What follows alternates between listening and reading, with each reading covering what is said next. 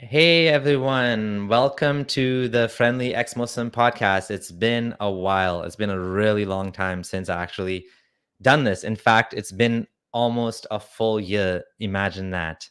A full year. There's been a lot going on in my personal life, which is why I had to stop doing this. Divorce, getting remarried, there's a whole and those of you who've been subscribed, you know this. You've been seeing my videos, you've seen some of the chats I've had with my new wife. It's been great. So I wanted to get back into this, and Lubna, I've been running into Lubna's videos on YouTube. They've been popping up in my feed over and over again, and some of my friends as well. Like for example, Mimsy, Vidu Wids have actually mentioned you, and it's definitely refreshing. So I wanted to have a chance to talk to you and see what you're about, what's going on. So first of all, you're in the UK, I'm in Canada, Toronto area. How's it going? It is going very busy for me. Lots of people contacting me for interviews. I'm interviewing other people, and of course, trying to plan my new topic for my YouTube videos. Yeah, very, very busy. Yeah, I can see that. And your channel is exploding. So you're at 20,000 subscribers already. Now we're recording this in near the end of July. So you're doing really well. Happy to see that. So let's just dive into it. So the first question I have, and actually to start this off, you're not ex-Muslim. So let's start off with that. You're actually Muslim, right? So do you want to talk about maybe give a quick background about yourself, and then we can talk about why you're doing this channel, what your motivation is, and then let's get into the actual meat of the topics. So to be honest, where I am is I'm a confused person for sure. So I don't classify as an ex-Muslim because I'm still researching about Islam, but I feel I can't put my hand on my heart and say yes, I'm a Muslim either, because I definitely have my doubts. Because I did read the Quran and I've done lots and lots of research, listening to lots of scholars. So then what I'm trying to do is I still have loads of questions. I do have doubts. But the thing with me is, because I'm a critical thinker, I think it will be difficult for a person like me to settle for any religion, because I will just keep questioning everything anyway. So in terms of who I am a concerned single mother, and I have two children, and my son in particular has started to ask lots of questions, and so I feel I didn't have enough information to answer his questions, is number one. Then the second thing is, as a concerned mother, I feel as if the image of Muslims and Islam and everything isn't great, and I do fear for discrimination that he may face when he is older. So what I'm trying to do is positive social reform, do my part basically for society, and to try to solve the issue. I'm trying to get to what is the issue, how can we solve it, more than just talk about this is the issue and this is the issue. Because let's face it, Muslims is a hot topic. Muslims and Islam is a hot topic all around the world, especially in the UK. There's always something that's popping up, and so I feel as if that I want to be a problem solver and not just another one who's pointing the problems out. That's the high level summary of me. Sorry. Okay. All right. That's a good summary. So, confused person, that's a fair position. In fact, that's one of the most respectful positions, is to consider yourself open-minded or questioning, right? Rather than being, in fact, you mentioned in one of your videos about and we even talked about this, how you said you want to be fair to both sides. You don't want to, be an extremist. And actually that is one of your concerns you have, right? With some of what's being said. So before we get into that, I want to talk about your let's say your issues with Islam, because this channel is all about Islam. I've been speaking about the problems in Islam, and as I was telling you, my two main goals, which I think we would align with to some extent. One, the first goal is to show Muslims that Islam is false, show the world, to help people that are doubting, to help people that are actually thinking about joining Islam but not sure, to help people that joined Islam and are now having problems, and to help people not gaslight themselves. Because what happens is sometimes you have doubts, your mind is telling you something is wrong here, but you don't know what to do about that. And then people around you are like, no, no, no, no, no, it's from shaitan. And I think you've actually mentioned that in one of your videos. So that's one of the first things. So let's start with that. The second goal, which I also have, which I think is where we would be aligned, is to fight anti-Muslim bigotry, to be a role model for ex-Muslims, to be someone in the community that is, despite the fact that I criticize Islam and by extension Muslims, I continue to be someone that is not someone that is advocating against Muslim rights, right? Like Muslims deserve to have the same rights and freedoms as everyone else.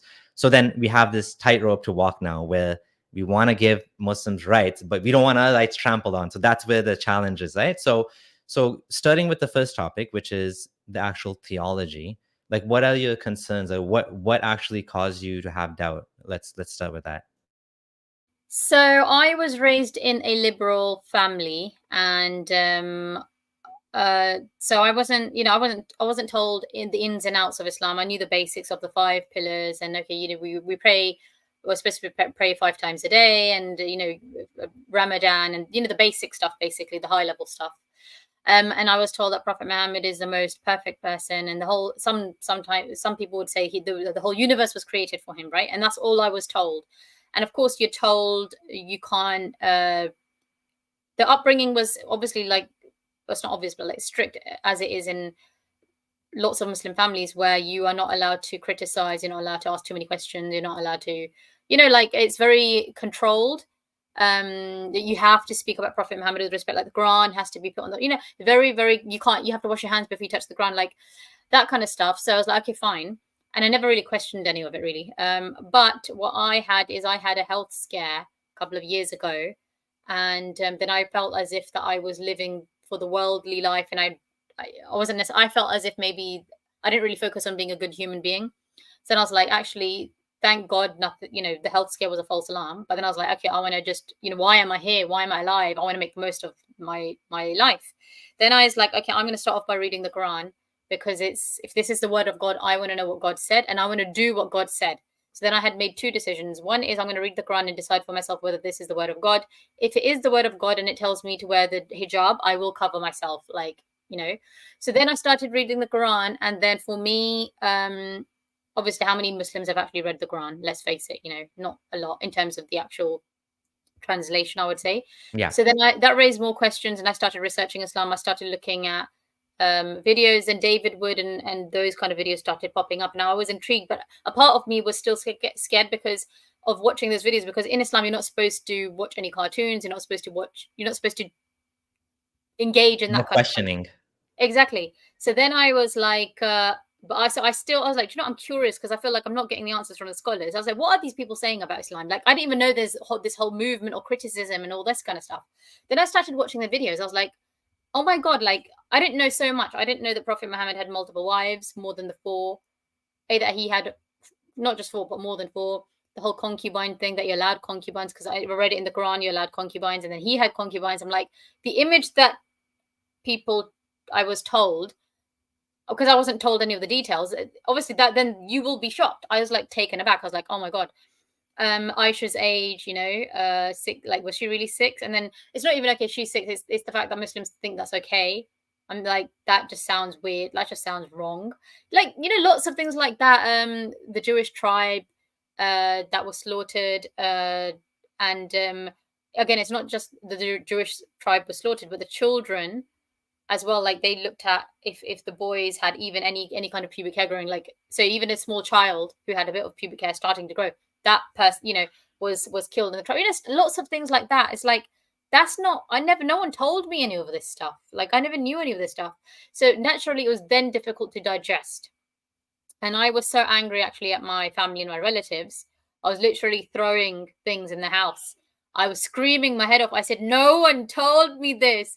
How dare you guys not tell me this? And the funny thing is, a lot of these people didn't know this either. They're like, what are you talking about? Like, the concubine that Prophet Muhammad apparently had, I was like, he had a concubine, and they're like, oh yeah, he married her. I'm like, no, there's no evidence that he married her, so you're just making that up, and they were just running out of excuses. So I mean, look, I can go on and on and on, but those are the kind of things I'm still not comfortable with. Yeah. So wow, you summarized a lot in a very short time. All right. So yes to all that. Yeah, these are things that anyone with a conscience, I think, would have a hard time resolving, just because they are really awful things, right? And so, we see with the especially the UK Dawa boys, they're like, we're proud of that, and they're actually like, they know about all these things, and they're like, oh yeah, like we believe in apostasy law, we believe in punishment for adultery, we're proud of that, and like they put up the hands. So Does that make you uncomfortable being in the UK? Like, I know in Canada, I'm a little bit more isolated from all of this drama. We don't have like Muhammad Hijab and Ali Dawa and Hamza Soetis, and the people we have are not like that, right? I mean, we do have people like that too, but they're not so like online. I didn't even know about the apostasy laws. Like that again was news to me. I didn't even know what that word means. And then I was like, so I found that out recently. I would say, I can't remember when, but like it's very, very recent. Maybe in the last year. So that was shocking to me. I'm like, what do you mean? Like, why is it okay to like do that to someone if they don't want to believe? And then apparently, Prophet Muhammad used to also make a list of people who didn't believe in the religion but who were pretending to be Muslim. That seems odd to me as well. So like, you're encouraging people to lie, basically. Like that just Yeah, sounds weird. Like, why are you happy for people to lie? And okay, if they don't lie, then they die. So obviously, then they will obviously lie. I would lie as well, right? Okay, yeah, fine. You know what? I'll believe in Islam, whatever. So I don't know. Do these kind of things, blasphemy laws? Because I feel like if you, it just seems like everything is built on fear. That does not attract me. That puts me off because I feel like, what are you afraid of? What are you afraid I'm going to find out? That's been a struggle for me, and the lack of tolerance with Muslims has been a red flag. I call these red flags because it's like it makes me stop and think, you're not attracting me towards religion, you're putting me off. And there's lots of small things like that. There's big topics and then there's small red flags as well, and it's all a bit like, so I feel as if, yeah, I can't say that I'm a Muslim because I definitely have doubts, but I feel like a big part of me doesn't want to let go. And there's a reason for that, but I'll wait until that comes up. Okay. Well, it's interesting. You got me curious now. Regarding what you said, yeah, those are things that the more you dig, these are the things that people ask me, like, oh, well, how come when you left Islam, you just had this like one or two issues, but now you have like 100, like your blog is like ever growing. Well, it's because the more you look, the more you find, and it gets worse and worse. That list of hypocrites thing is kind of strange. That doesn't come up very often, but that's interesting that you mentioned that. Basically there were a bunch of people that were pretending to be Muslims in the community, but he's like, oh, I'll let them continue to pretend, even though supposedly he had a list. And supposedly the reason for that rule is because we judge people on the exterior. So if someone says I'm Muslim, you have to believe that, right? Unless they go and do something that makes. But the problem is nowadays you have witch hunts, like in Pakistan. And you're Pakistani, so do you see any change happening are you still connected with Pakistan? I think we talked about this. I don't remember what you said. I definitely do not see myself as Pakistani. I would say yes, in terms of my heritage, I see my heritage as Indian, but because I've never been there and because my parents were born in Pakistan, unfortunately, I have to say Pakistani background. But I see myself as British. I only have nationality of Britain. I'm confused now. Sorry, what was your question again? I've gone No, off I on was just one. asking about what's happening in Pakistan. Do you have any connection to that? Do you feel like this, or you're more I interested don't in what's like. happening in UK now, right? Because you've I've been. Yeah, I've gone to Pakistan many, many times. I think unfortunately because the Pakistan is a majority Muslim country, they don't have any tolerance of anybody. They're not used to having to be tolerant of other people's religions. They've turned into.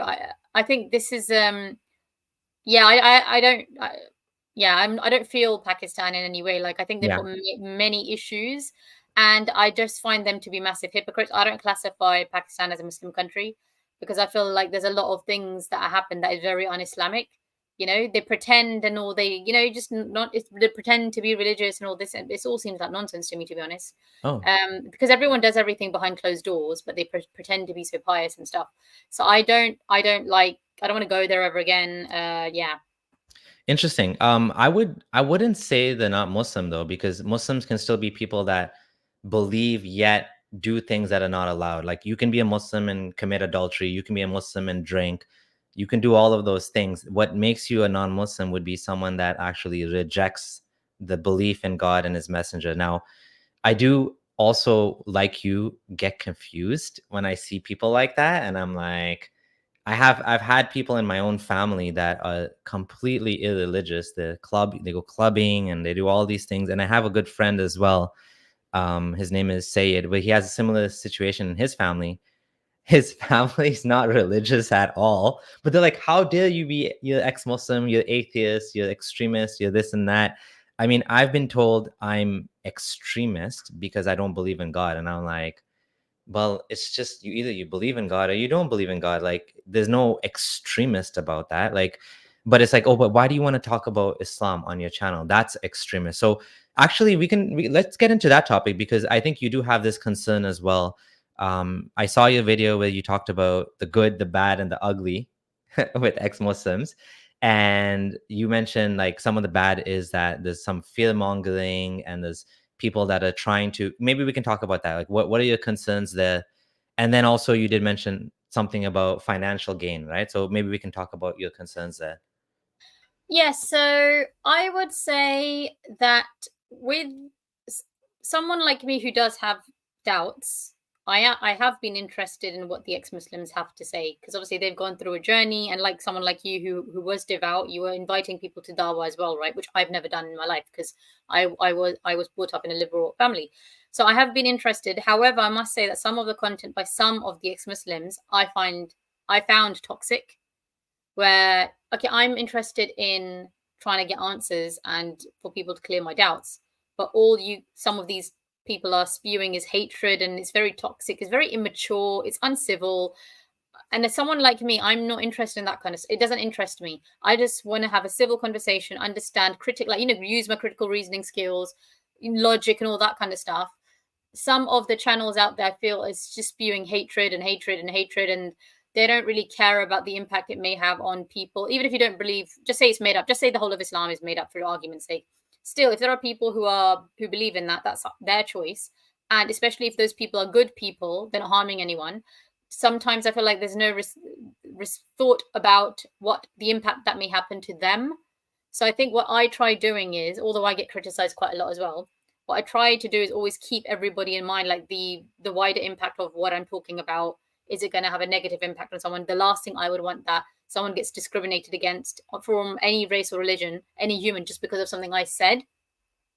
So that's, I think with a lot of power, there's a lot of responsibility. And some, I feel, channels I do feel some of the content that I've seen is so toxic is because they're just interested in subscribers and money and views and all that kind of stuff. And there are people that they're trying to pander to. And I feel like maybe they've lost the reason why they're doing this. So I have doubted that. One channel I mentioned, Sahil ExMuslim, when I mentioned that channel in my video, some of his subscribers and followers actually said to me that they don't mind that actually if he's earning money, because the fact is when you become an ex-Muslim, especially in a country like India, your life is literally threatened. You need the money to be safe, right? So they're happy to support that. So and I never actually thought of that. So then I felt quite bad after that video, because I was like, actually, maybe I was a bit too harsh on, because I actually didn't know his backstory. But I would say that if you are in a safer country, in a safer place, I appreciate that. Okay, if people have given you a hard time, because maybe people did try to unalive you, right? There is that you'll want to bash, you want to defend yourself, and you want to go back, at them. I get that, and I appreciate everyone has their own journey, but I feel like sometimes it's just too toxic for me. Like, I want answers, and I'm not going to follow them. Same with people like the Dawa gang, Dawa guys. I call them Dawa gang. They're as bad. They're doing the same thing, but it's the opposite thing. With the money and the subscribers, they don't care if they're spewing hatred. They don't care if they are, if they're encouraging extremism. They don't care about any of that stuff. For me, I just like balanced conversations. I don't mind criticism at all, but what I don't like is the toxicity of stuff. Right. So I relate to some of what you're saying, and I do disagree with some of it. So we can talk about this. I think it'll be interesting. So the part I relate with is when I first became or started doubting Islam, I went and I was looking on the ex-Muslim Reddit, and I'm like, yo, this stuff is vile. And when I say vile, it's something on the, he's a, PDF file, this and that, like very, very like harsh criticisms of Islam, very vulgar, speaking about things that just in very crass ways, right? Like the thing is, I think there's a couple of reasons for this. One is that a lot of people that leave Islam, they need they feel cheated, they feel, you know, like you were saying, yourself cheated, and they need a way to kind of come to terms with this. So what they're doing is they're like letting it out, right? And I guess you can call it a safe space, like the ex-Muslim Reddit. And I don't think they're actually hurting anyone by doing this, right? If this is what's happening, if we're talking about like big ex-Muslim YouTubers, I do have the same concern to some extent, but I think that what I've come to see is that the ex-Muslim community overall is pretty good about this. Like the people that I had the most concern about, I have seen that they actually do care about human rights too, right? Like Apostate Prophet is probably the one on the, you know, more of the extreme, and David Wood's another one. He's not ex-Muslim, but like even with Apostate Prophet, like we've had conflicts in the past where I was like, yo, this is you're you know, attacking Muslims more than Islam.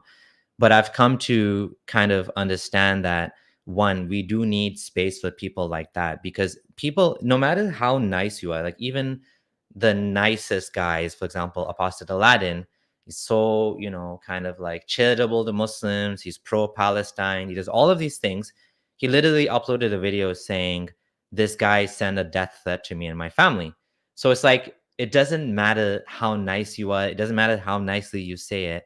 I think everyone should have the right to speak on. And the thing is, people like Apostate Prophet, one, and Armin Nawabi is another example that was like saying these far out things. These people almost like make it safer for people like me and you who want to say things which are not as far out there. Although I don't know, you might be getting more far out there with some of the things you're saying now. But like, it's almost like it creates a space for us. That's one thing. The second thing is, a lot of these people are pulled in by the shock value of like, oh my God, this guy's calling him a PDF file or whatever. And then they get pulled in to look into it. And they're like, wow, this like sex slave thing and this other stuff, it's like, it's real, like you said, right? So I started off with a very soft approach, but now I kind of feel like I don't think that it's right for me to tone police anyone else unless they fall into anti-Muslim bigotry. Now, I'll give you an example of someone that I don't think it's popular for me to say this, but a good example of this is Robert Spencer. Robert Spencer and his jihad watch, I think he crosses the line. He's an example. If you want to know an example of someone I disagree with very strongly, it's him, because his content is completely like anti-Muslim content. It's like Muslim immigrant does this, Muslim this person, you know, like, and I got into it with him on Twitter where he like had an argument. He posted Muslim immigrant like did this, killed his wife or something, right?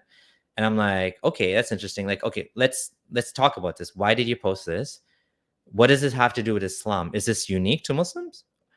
Not really, because this is a like domestic violence is like a human problem and it exists in all societies. And unless there is actually a special thing that's happening with Muslims, I would be very surprised if Muslims are doing this. Then I'll say, okay, well, there must be a reason for it, right?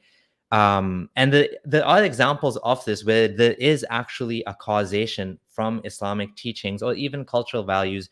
A good example is when you look at Jordan. Jordan has laws that protect a man that doesn't honor killing, right? And Jordan, like I made a video about this one woman, this one young girl, I think her name was Isra.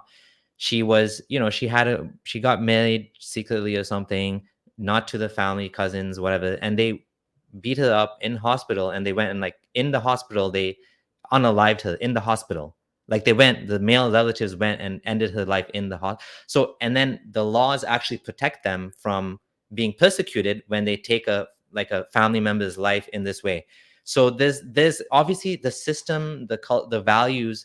Now, the interesting thing is Islam wouldn't allow. Now, here's a funny thing. Islam doesn't allow that. Now, this is a really weird situation where Islamic teachings would say this is haram what you did, but the misogyny and the toxic purity culture has made this disgusting toxic mix that kind of leads to, you know, this sort of like things that happen. So there is a problem with Muslims here, and we can't just be like, oh, I'm never going to talk about Muslim problems, because you've talked about cousin marriage.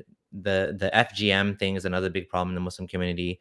Even with like Bohras, which is another like minority sect in Canada. There was like someone arrested for doing FGM in Canada, and this was like an Indian Bohra And I'm from Kenya, so there's a lot of boilers from Kenya. So they're like, I used to be a Ismailis and boilers. Boilers are kind of like Ismailis, but they're like another Shia sect. But even these guys were more like they're not Sunnis, they're different, but they're still doing these weird things, right? So, anyways, I'm kind of like ranting here, but what do you have to say about that? I would say that yes, I would say humans have, regardless of race and religion, will have similar issues all around the world. Of course, if a particular demographic of people have more issues, in terms of percentage than everyone else, then that is naturally people will be drawn to those statistics. Of course, there will always be the question, what is the reason for it? Is it religion? Is it culture? What is it? Because, and I think this is why I sometimes give Islam the benefit of the doubt and I say Muslims are the problem. Some Muslims are the problem, because dependent on which Muslim country you come from, there are different practices. Like FGM isn't something I am aware of happens in Pakistan, but this is something more of an African thing, and it happens within the Christian people as well. So I've been told it's more of a cultural thing, but because there have been a few weak hadiths on this, then that's the link to Islam. But it's not, FGM isn't something common across the majority of Muslims for me to believe it's linked to Islam. So only the things that are prevalent in the majority of Muslims, those are the only ones that I would be willing to accept that, okay, there is that link then to Islam. So I feel there's a mix of culture. Are you coming from a third world country like Pakistan? Are you coming from a more advanced in terms of money like Saudi Arabia? Because there are differences there as well. And then Sunni, Shia, which sect, there's so much stuff like that, that I feel it skews everything. And that's why I think when sometimes some Muslims pop up, someone who happens to pop up in the news who happens to be Muslim, a lot of people say Islamist, this person is an Islamist just because that person happens to be Muslim. But I feel what they're doing in that act was nothing to do with Islam. They were just idiots. I don't know whether you're aware with what happened at Manchester Airport. Yeah, I mean, I had a feeling that was going to come up, but I didn't look into that. So basically, Manchester Airport, a video went viral of a police officer kicking. There's a man, a boy tasered on the floor, and there was literally a few second clip of the police officer kicking his head while he's tasered, and then that video went viral. And then everyone was like saying this is a racist accident. British police are racist, and even Pakistani news were saying, and I know we're not going to talk about Middle East, but Pakistani news were saying that basically that British police have turned into the IDF, and what IDF are doing to Muslims in Palestine, British police are now doing to Muslims in Britain. So they made that link to Islam themselves. They made that they spoke about racism. Now the full footage has come out. And it's the two guys who the police were, one guy the police hit and the other guy his brother. They are the ones who attacked the police and punched them and the women police officers and stuff like that. So now we have a different picture. But the point is, because these people happen to be Muslims, people are saying Islamists, Islam is a problem. Islam is a problem. But if you look at it, those people were just idiots. They're just criminals. They're idiots. I feel like just because someone has done something bad who happens to be a Muslim doesn't necessarily. What is the link to Islam? Like, I get confused. Like, I feel like I get Islam, okay, is seen as a problem and extremism, terrorism, all that kind of stuff. But I feel like sometimes there isn't a direct link. But just because someone happens to be a Muslim, people create that link. I don't know. So it's great. Yeah, that absolutely is my point too. But I think so that is something, and the reason why I think we need to be objective about this, and we need to, like, why do we care if this actually, like, why don't we just blame Islam? To me, the reason why I don't blame Islam is because I think that undermines what I'm trying to do. What I want to be is I want to be someone that actually, when people look at the content, they're like, oh, actually what he's saying is true. And I don't want to strawman my opponent. I want to strongman my opponent. I want to make sure that I understand what they're saying and say it back to them. Now, in particular with FGM is actually a significant issue in many Muslim majority countries and some non-Muslim countries, but it's a bigger problem in the Muslim community. So I know Mehdi Hassan, he came on, he's like, FGM is not a Muslim problem, but the problem is it's very, very popular in Somalia, in Egypt, in Djibouti, in Sudan. It's as high as 98% in Somalia, right? And 87% in Egypt. The weak hadith thing is true. It is a weak hadith. There is a weak hadith about cutting the private parts or whatever. But I don't think that per se matters, because it's not about whether it's weak or not. It's about whether it's accepted culturally, and it is not forbidden per se in the religion. So the religion doesn't give any protection to women here. And it actually, again, it's this toxic mix. Now, these are the trickier topics, FGM, honor killing. The toxic mix is where now they don't want women to have sex before marriage. And now they have a tool, because if you make it less pleasurable for the woman, then she's less likely to do these things, or even to the fact that you make it painful for them. So this is like one of the tools they use to control women, right? But again, FGM, again, it's like I agree that it's somewhat of a gray area, but in general, in this particular topic, I do think there's more evidence that leads it to the Muslim culture. Let's just say that, right? And the thing with culture and religion is it's like a gray area. Muslims love to say that's not part of Islam, that's Muslim culture, but it's not a black and white thing. The culture influences the religion, and the religion influences the culture. The religion is not something that sits on the shelf in a book. It's the interpretation and the actualization and the evolution of people's practices with reference. And of course, you have Salafis that are like, they try to keep it pure, but they're anything but pure. They've also manufactured a religion that's different than what probably Muhammad was following. So I do think that, yeah, it gets tricky for sure, right? Yes, I think, and that's why up until now, because I'm still doing research, I've given Islam the benefit of the doubt for now, but like I said, I think the thing is, what I find is, and this is what I've found is speaking to other people in a similar situation to me, is once you start doubting Islam, the doubts only increase.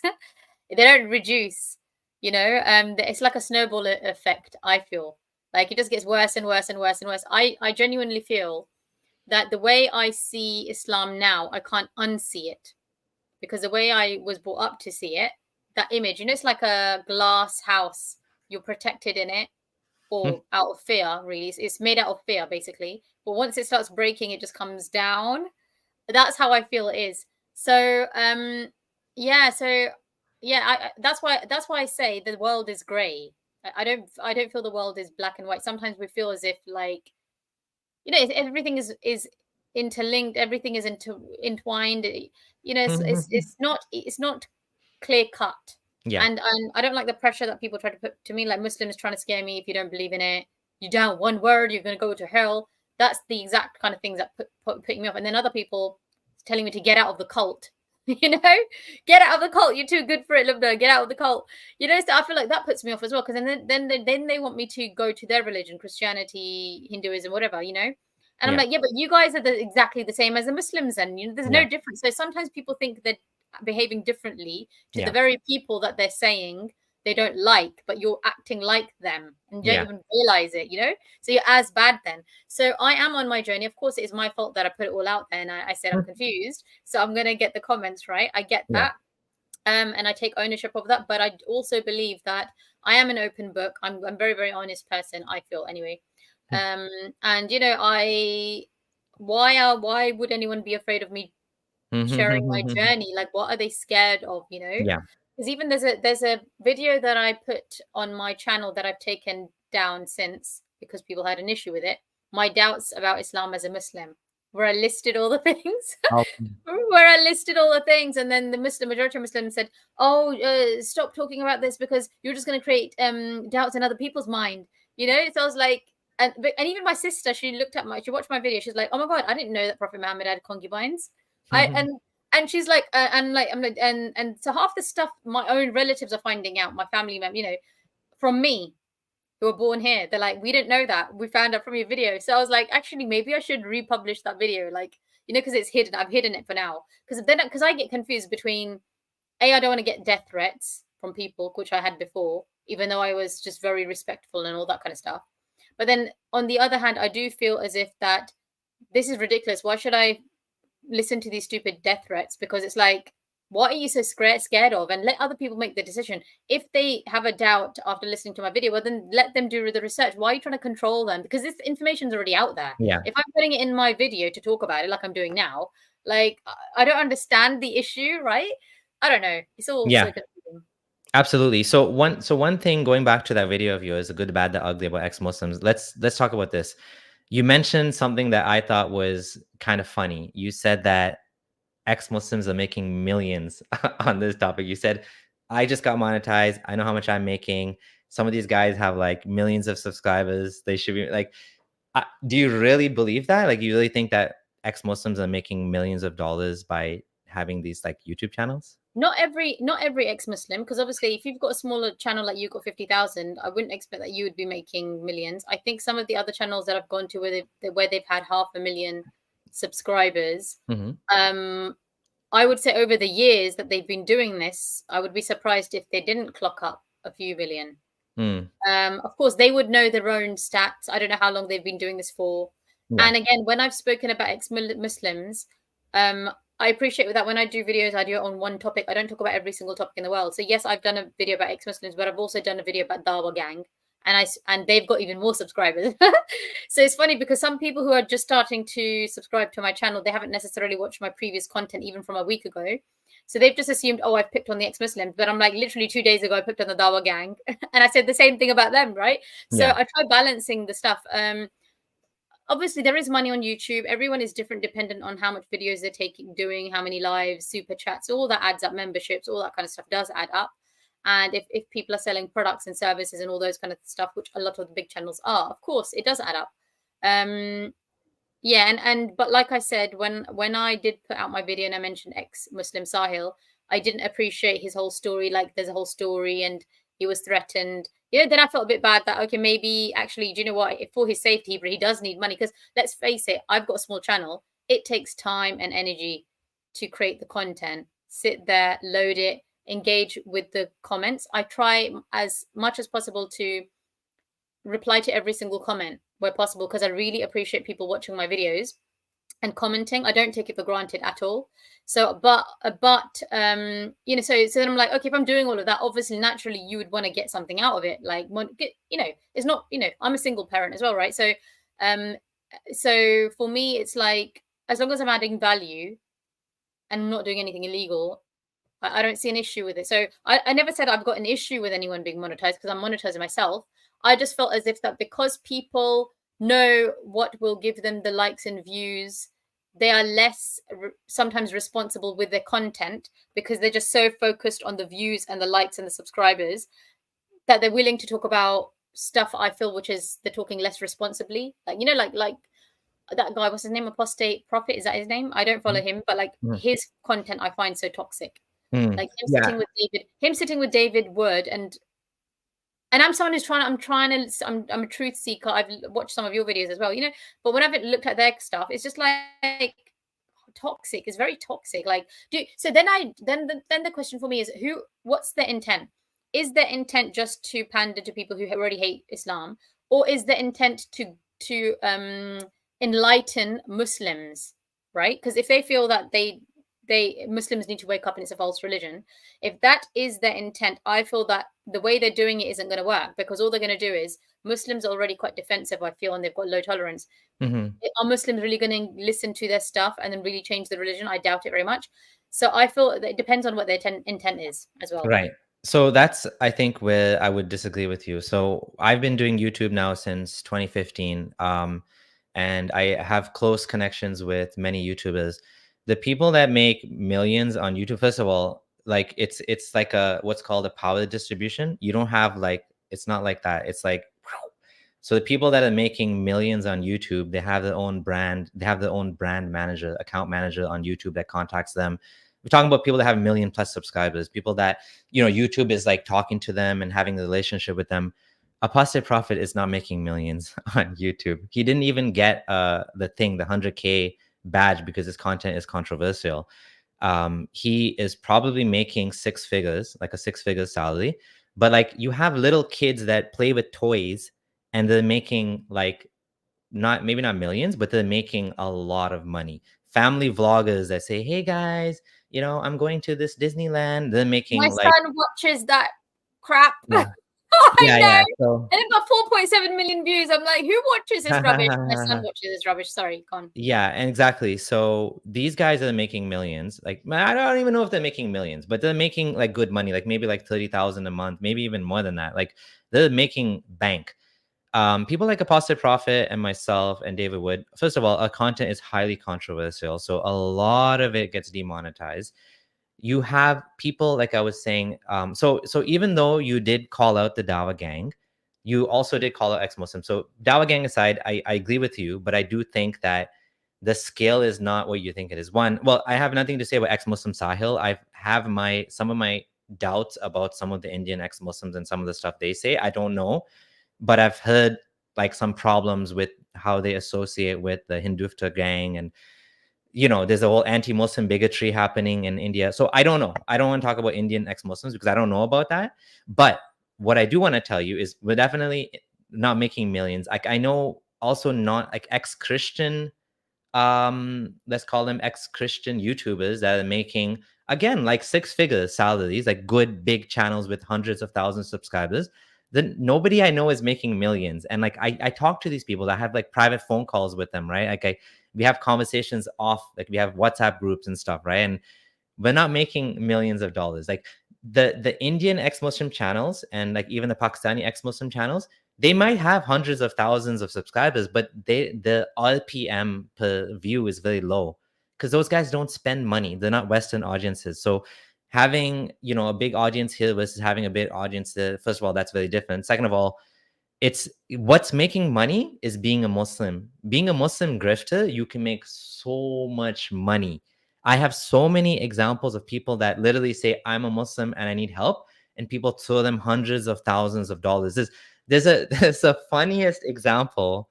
I might not be able to find it, but this guy converted to Islam. He calls himself Mr. Muslim, and his wife calls herself Mrs. Muslim. They literally call themselves Mr. and Mrs. Muslim, and they raise like I think $50,000, like just by saying, "Oh, I'm you know, and you know, I'm in need of help," and all you have to do is say I'm Muslim, and people will throw money at you. That's one thing. So being a convert is a big grift. The second one is if you are a Muslim Dawa guy. Like for example, Hamza Soetis Aida, they published the bank account statement, the corporate statements. They have millions of dollars in donations. Bayna has millions of dollars in donations. What's the other one? Yaqeen Institute in the US has millions of dollars. So these guys are the ones like Hamza Yusuf and his, you know, his institute. These guys make bank. Like ex-Muslims, we're like a minority. It was like we get like a few crumbs thrown away. Like I got like a few super chats here.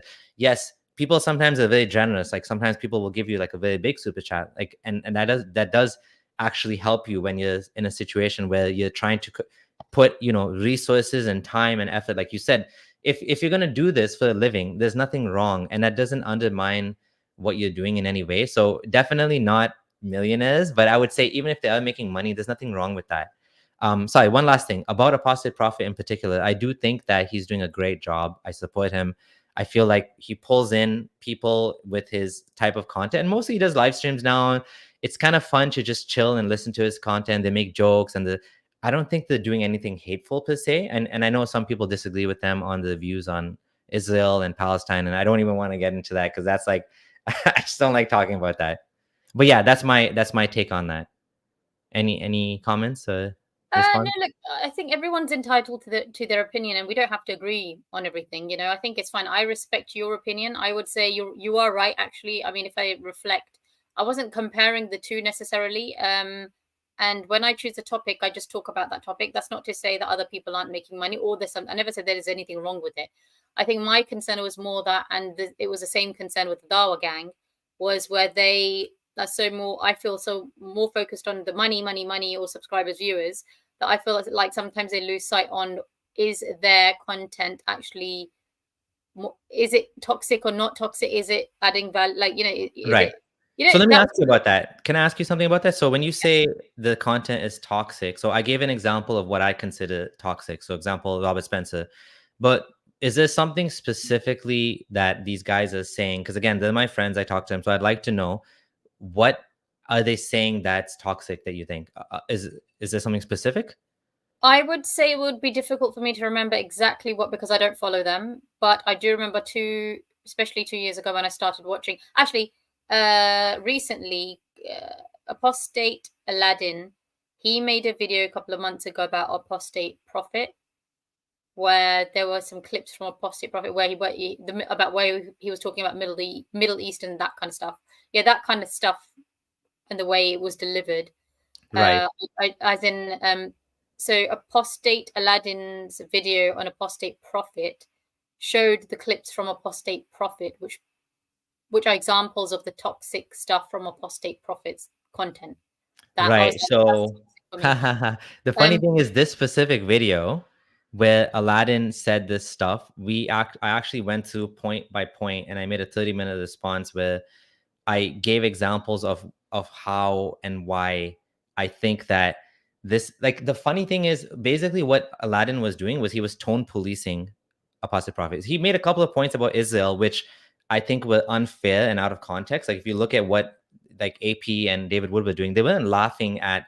He basically misrepresented, first of all, a lot of the points. Now the funny thing is, I don't know if you know this, Apostate Prophet had Apostate Aladdin's channel badge listed on his channel. He was supporting Aladdin. I actually supported Aladdin as well financially on his Patreon. We used to share this like StreamYard account.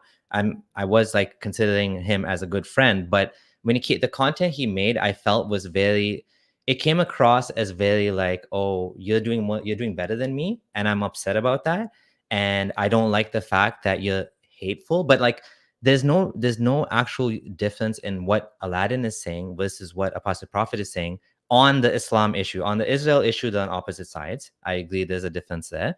But with the specifics on Islam, honestly, you can be as nice as you want. You can do exactly what Aladdin says, and you'll still get death threats. So like, I don't think it's fair for him to say to Apostate Prophet that, oh, you're being hateful, unless there's like a specific example of that. You know, it's tone policing, and everyone has, you know, their right on their own platform, unless they're going into bigotry. And like you said, then there's a very real problem there. If you are actually now like saying things that will cause Muslims to be harmed, and like I'm saying Muslims specifically, you know, people might say, oh, why are you always defending Muslims? The reason I'm saying Muslims specifically is because they are collateral damage by other type of content. And that's what you're concerned about too. You're like, well, ex-Muslims, some of the content is harming Muslims. And I don't want any collateral damage to Muslims. I don't want someone to be attacked just because they're Muslim. I don't want a hijabi to have the hijab pulled off.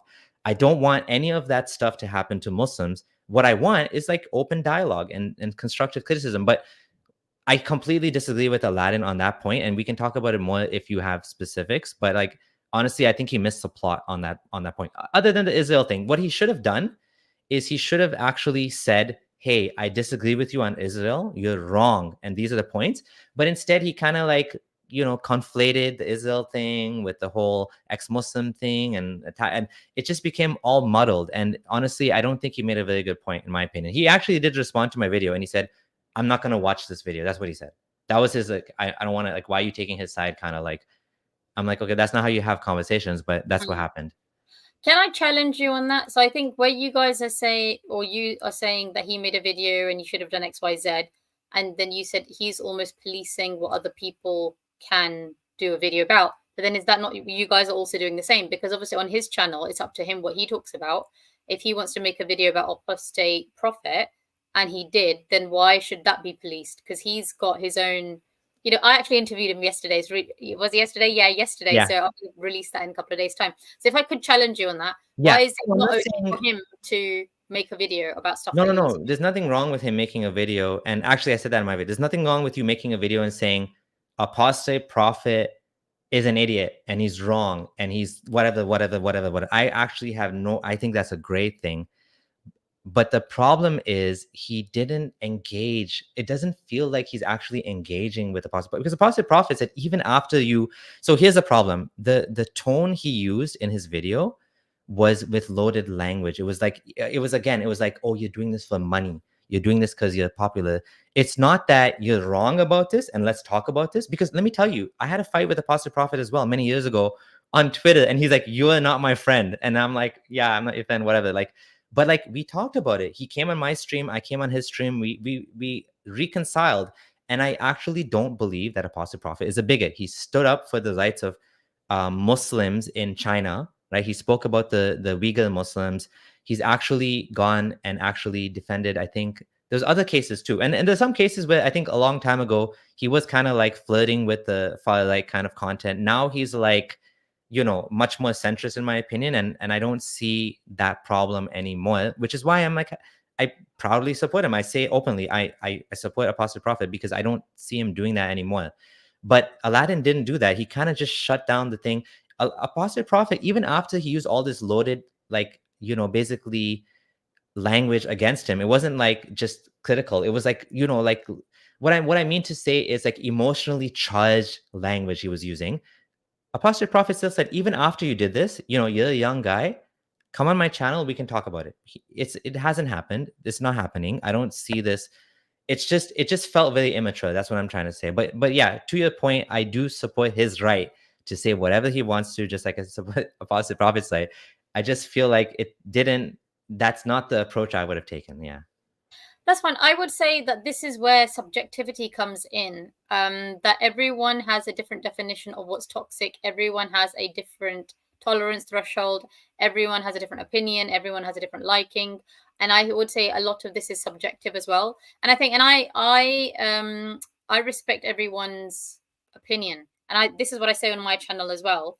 I say all opinions are welcome. I just expect people to be civil. So I'm happy for people to disagree with me. Just don't be rude and swear at me and death threats. Just come, let's have a civil conversation and sit down and have a chat. That's the kind of person I am. And that's the kind of platform I want to build. But, I've made a video about, I don't want to talk about this lady, but she wears a niqab, right? I saw her. She's so boring. She's like, it's like, I don't know how people watch her. She's like, so I didn't make a video about her. I made a video about her short. I even hid her ID. She wasn't speaking in the video, right? So I just, because if someone just watches that short, I felt it gives a wrong impression about ex-Muslims. That all of a sudden you don't believe in God, all of a sudden you're a bad person, all of a sudden you drink alcohol. And I literally made I made a video about her short. Then she made a video about me, attacking me, literally, about my age, about how I'm confused. I'm a middle-aged woman and I'm still confused about whether Islam is for me, about my marital status, the fact that I was on The Apprentice, she called me an extra, and all these are horrible things, right? And I was like, oh my God, you're trying to make out that you're some pious woman reading namaz 5 times a day, but you're so horrible and vengeful. And she's done the same thing to Apostate Aladdin, where he made a video about her video, and then she made a video about him, apparently. And that came up in the interview yesterday. I was like, oh my God, she's after you as well. So look, do you know what? This happens. It's normal. YouTubers do this. Ali Dawa, Muhammad Hijab, all they do all day is they make videos about other people. A lot of the stuff they make videos about is un-Islamic because they're bitching about people and they're shaming people. So who had an affair with who slept with who? How is this Islamic? Like, why are you? Because you're supposed to. If someone has done something bad in Islam, my understanding is in Islam you're supposed to hide it, not shame someone. So, but all Muhammad Hijab and Ali Dawa do is shame people, right? So and this is the thing with YouTube. I think lots of YouTubers make. I don't know. Some of it's fun and hilarious, I would say, for the viewers, because it's like, oh, someone's made a video about this. But I would say, I don't know, each to their own. I think when you're in this business, YouTuber, we are YouTubers, right? I think that there's some things that we just have to learn to deal with. I'm more new to this, I would say, obviously, than you. So I'm still trying to find my feet. Yeah. And I am wobbling because I'm like, that's why it seems a bit confusing looking at my content, because I'm just trying to find my feet. Like, because sometimes I make a content thinking this is my intent, but then the impact or the outcome is different, like the effect of it. I'm like, I never thought people are going to have this.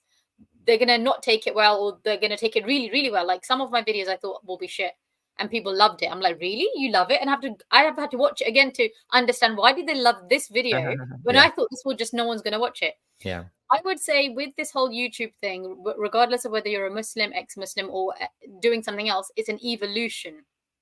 It's a process, right?